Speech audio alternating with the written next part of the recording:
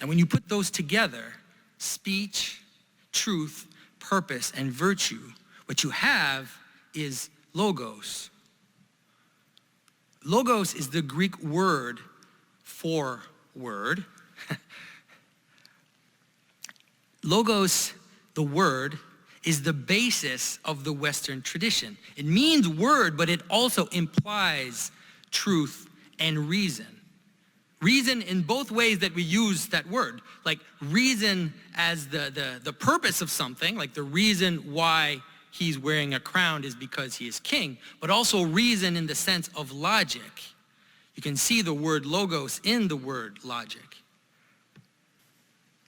Logos in all its fullness, I believe, should be the rallying call of this new ragtag bunch of heroes. Now, you know Jacques Derrida, the famous postmodern critic, he saw that as the main crux of the West. He called it out. He said that the center of the West was logos. And he used that to decry the West as being logocentric. But he only saw the logos as this imposition of power, the imposition of a center of meaning through a kind of violence on the margin. But we have to understand that logos, reason, purpose is the reason why there's anything at all. It is the marker of all any identities, any object, anything has a center which holds it together. It could be a pen, it could be happiness, it could be anything. It's what holds the multiplicities of those things into what makes you see it as one. That's the logos. And so logos is not only the center of meaning, but it's also the mediator of all these differences, the mediator of all the opposites. And so as the mediator of these extremes, the mediator of the two poles, but also all that's in between, it's what rallies what is fragmented and idiosyncratic into a common purpose and a common goal. But it's also what preserves multiplicity and variation within the horizon of that center. So for example, like when Justin Trudeau says something like, diversity is our strength, we can see that he's only calling one side of the coin. He's calling for completeness without thinking of coherence. Diversity without unity is not strength. In fact, it is the very definition of weakness. And the call to unbounded diversity is an invitation to the other extreme. The pendulum, those two things coexist.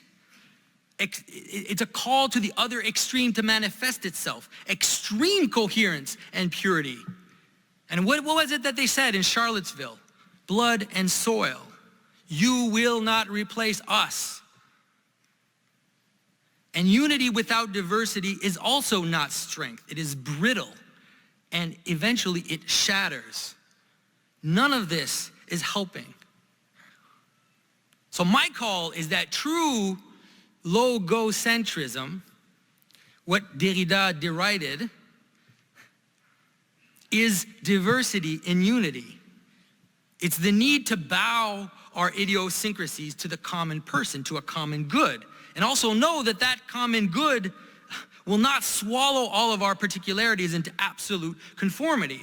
Logocentrism is balance. I even dare to go as far to say that logocentrism is love.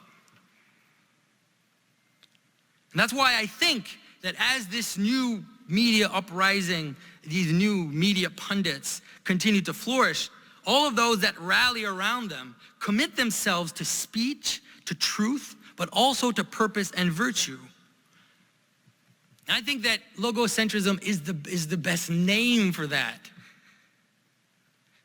And it's the best name, first of all, because to use that name will annoy the hell out of postmodernists. Like it will drive them absolutely insane.